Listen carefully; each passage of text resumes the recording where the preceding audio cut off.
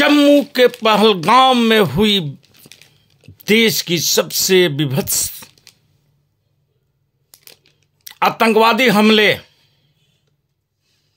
जिसे देख और सुनकर रोंगटे खड़े हो गए। यह दिल दहलाने वाली घटना उस समय होता है जब देश के प्रधानमंत्री विदेश दौरे में और वहां से लौटने के बाद वह जम्मू कश्मीर नहीं जाकर के बिहार जाना पसंद करते हैं और वहां से धमकी देते हैं हम पाकिस्तान को, नाम नहीं लेते हैं, कि मिट्टी में मिला दिए जाएंगे। क्या उसी ढंग से मिट्टी में मिला देंगे जैसे आपने कहा था कि नोटबंदी से आतंकवाद मिट्टी में मिल जाएगा? जब हमारे 40-40 जवान पुलवामा में शहीद हो जाते हैं तब भी आपने यही बात कही थी, लेकिन आप खुद अपनी ही बात भूल जाते हैं जब आप मुख्यमंत्री थे और बड़ी बड़ी बातें किया करते थे। महंगाई के लिए प्रधानमंत्री को जिम्मेवार ठहराते थे, बेरोजगारी के लिए प्रधानमंत्री को जिम्मेवार ठहराते थे, काला धन के लिए प्रधानमंत्री को जिम्मेवार ठहराते थे, और आतंकवाद के लिए तो आप पानी पी पी करके प्रधानमंत्री को कोसा करते थे। और आज उस कुर्सी पर आप बैठे हुए हैं और आपने अब तक क्या निर्णय लिया? सिर्फ एक खोखली सिंध जल संधि का पानी रोकने की बात कह करके, जो कि आप सच जानते हैं कि उस पानी को रोका नहीं जा सकता है, जो 1960 में नेहरू जी ने अंतर्राष्ट्रीय मंच पर इस संधि को स्वीकारा था, क्योंकि आपको पता है कि उस परियोजना को, उसको पानी को रोकने के लिए काफी रुपए के खर्च है, जो कि आज तक नहीं हुआ। आपका भी 11 साल की सत्ता हो चुकी है और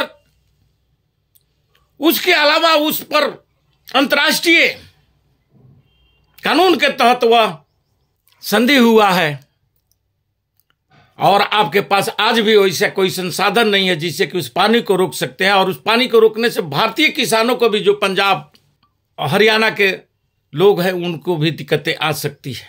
पाकिस्तान बर्बाद होगा नहीं होगा ये तो हम लोग बचपन से सुनते आ रहे हैं, लेकिन कोई ठोस निर्णय नहीं लेना और चुपचाप कहीं बाद में चीन मसले जैसा कि न कोई घुसा था न कोई घुसा है न घुसेगा, कहकर ऐसे ही पहलगाम के आतंकवादियों के बारे में न कह दें, इस बात से देश डरा हुआ है। आज देश को इंदिरा गांधी की याद आ रही है, जो 1971 में इसी पाकिस्तान को लगभग नेस्तनाबूद करने की काम की थी और उसको 2 टुकड़े में बांट करके छोड़ दिया गया था, ताकि वो अपनी आग में ही जलता रहे।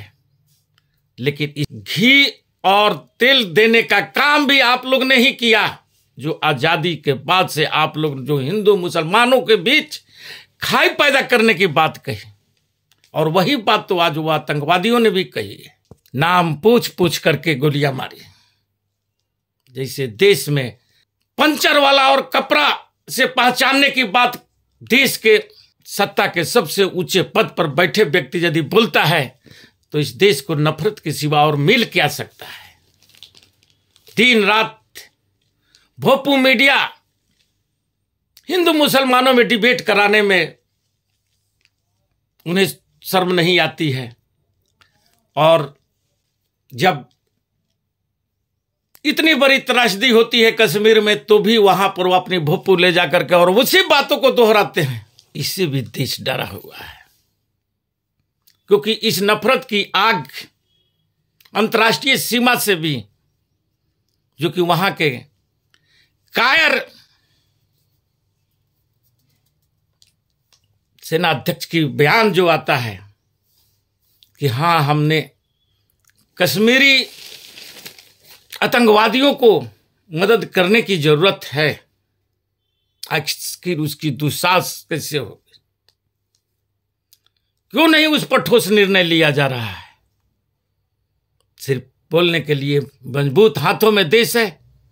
और यह बात मैं नहीं बोल रहा हूं, यह बात उन्हीं के पार्टी के नेता सुब्रमण्यम स्वामी बोल रहे हैं। उन्हें ट्वीट कर करके कहा है कि आज इंदिरा को याद आ रही है। वह इंदिरा जैसे ये प्रधानमंत्री कभी भी ठोस निर्णय नहीं ले सकते। ये लोग डरे हुए हैं, इसलिए ये कश्मीर में नहीं जा करके बिहार से किधर भभकी का बात करते हैं। अगर करनी है कार्रवाई तो ठोस कार्रवाई कीजिए। आज तो विपक्ष भी आपके साथ खड़ा है और आपके हर फैसले को वो समर्थन देने को तैयार है, फिर देर किस बात की है? लेकिन आप जानते हैं कि हम विश्व बिरादरी को क्या मुंह दिखाएंगे, क्योंकि हमारा ही इंटेलिजेंस फेलियर है। हमारा ही सेना वहां मौजूद नहीं था जहां 2-2 हजार सैलानियों की भीड़ लगी हुई थी। हमारा ही चूक था, जो आपके मंत्री ने भी स्वीकारा है। अब तो रक्षा मंत्री जी भी कह रहे हैं, और अमित शाह जी जो इस देश में सबसे नकारा गृह मंत्री के रूप में जाने जाएंगे,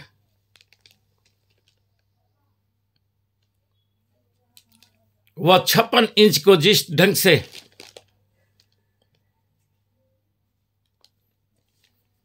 मचोड़ने का काम कर रहे हैं और अपनी नाकामियों को छिपाने के लिए वह एक शब्द नहीं बोल रहे हैं, इनकी तो अब तक इस्तीफा ले लेनी चाहिए थी। लेकिन राजनाथ सिंह ही आपके जो रक्षा मंत्री जी हैं वह बोल चुके हैं कि भाजपा में इस्तीफा नहीं चलता है, इसलिए आपके मंत्री चाहे जितने बड़े कांड करते जाए आप उनके इस्तीफा नहीं लेंगे। जैसे मणिपुर जलता रहा, आपने मुख्यमंत्री का वहां इस्तीफा नहीं लिया। आप हर उतनी बड़ी त्रासदी के समय में नहीं जाते, उस स्थल पर नहीं जाते हैं जब पूरा देश गमगीन है। और ओलपी के नेता, जो विपक्ष का नेता राहुल गांधी जाकर के वहां के घायलों से मिल आते हैं, वहां के राज्यपाल से, उपराज्यपाल से मिल आते हैं, वहां के मुख्यमंत्री से मिल आते हैं। खैर मुख्यमंत्री तो आज शक्ति विहीन है, जैसे दिल्ली के मुख्यमंत्री शक्ति विहीन बनाए गए हैं। उनके पास अपनी कोई शक्ति नहीं है, लेकिन एक चुने हुए मुख्यमंत्री है, इसलिए राहुल गांधी उनसे भी मिलते हैं। और सारी समस्याओं को सुनने के बाद जो बात कही, को भी देश को याद करना होगा। आपको अपनी हिंदू मुसलमानों वाली ये वक्तव्य पर पूर्ण विचार करनी चाहिए और बार बार किसी धर्म समुदाय को टारगेट पर नहीं लेना चाहिए, चाहे मीडिया हो या आपके छुटभैये नेता हो। इससे जो हमारे देश की छवि बनी है और उस छवि की नफरत वाली जो जम्मू कश्मीर में दिखाई दी, लेकिन वहीं की जनता, वहीं के वो बहुसंख्यक मुसलमानों का जो वहां सैलानियों के साथ आपसी भाईचारा का जो माहौल दिखाया, उसे भी देश याद करता रहेगा। वो आपके नफरती एजेंडों में नहीं आए। वहां के नागरिकों ने यह नहीं पूछा कि आप हिंदू हो या मुसलमान हो, और सबको मदद किया। और उसमें तो एक सैयद हुसैन नामक मुसलमान भाई भी मारे गए। क्या उनका वह मुसलमान धर्म नहीं था? आतंकवादियों की कोई धर्म, कोई जात नहीं होता है, यह चीज सत्य है। उनको सिर्फ आतंक पैदा करना ही उनका मकसद होता है, और उनके आका भी उसी के लिए उन्हें तैयार भी करते हैं। आज वही हुआ।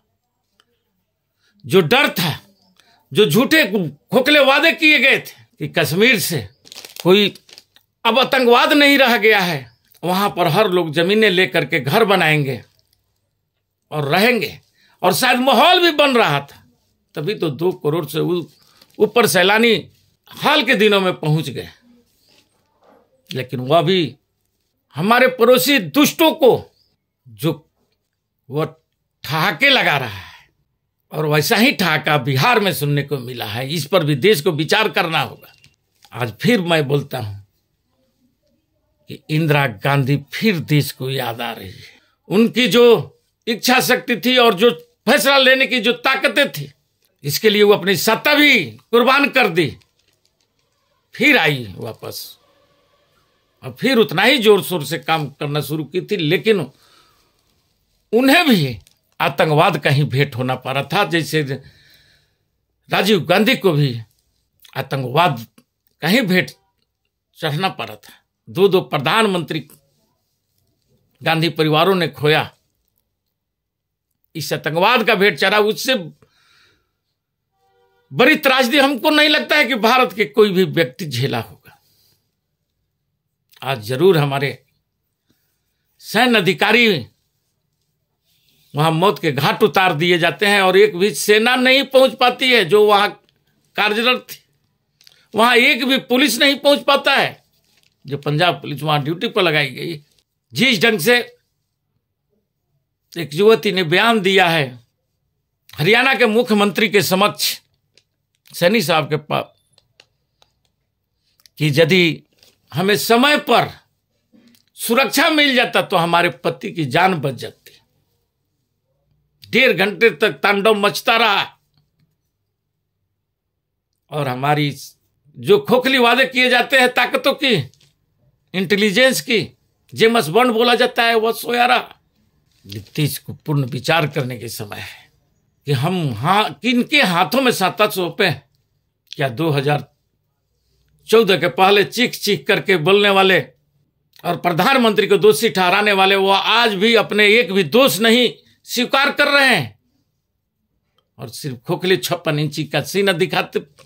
अब तक ना मणिपुर दौरा किए, नहीं पहलगाम का, या फिर पुलवामा जैसा तैयारियां चल रही है उन शहीदों की अस्थियां उठा करके घूमने की।